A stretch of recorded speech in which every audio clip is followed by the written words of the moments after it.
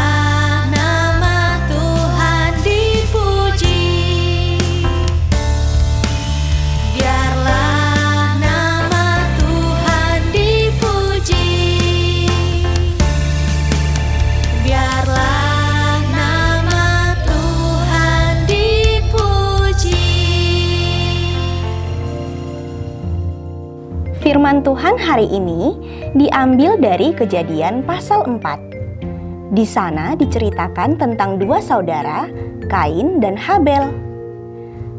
Kain dan Habel sama-sama membawa persembahan kepada Tuhan. Tapi Tuhan melihat hati mereka. Habel memberi dengan hati yang benar, sedangkan Kain jadi marah karena persembahannya tidak diterima.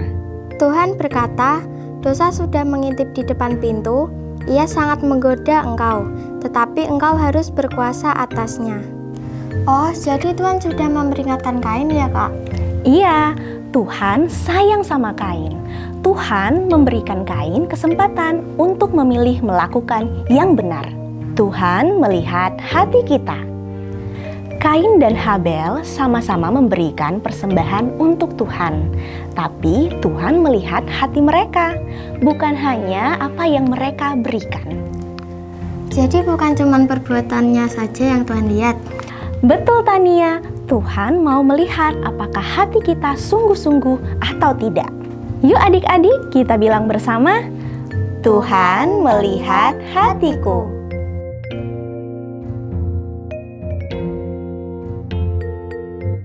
Iri hati adalah tanda untuk berhenti. Kain merasa marah dan iri hati karena persembahannya tidak seperti Habel. Kalau iri rasanya memang tidak enak ya Kak? Iya betul, perasaan iri itu memang tidak enak. Tetapi perasaan iri bisa menjadi sebuah tanda. Tanda bahwa kita perlu berhenti sebentar untuk melihat hati kita. Saat rasa iri muncul, kita bisa berkata dalam hati, "Oh, sekarang aku sedang merasa iri."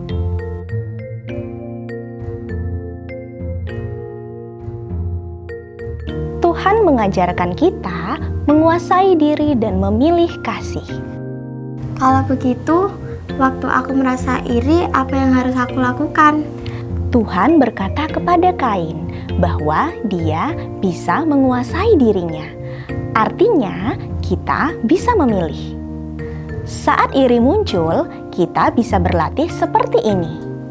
Menyadari, aku sedang merasa iri. Berhenti sebentar. Memilih melakukan yang benar dan penuh kasih. Yuk adik-adik bilang bersama, aku mau memilih yang benar.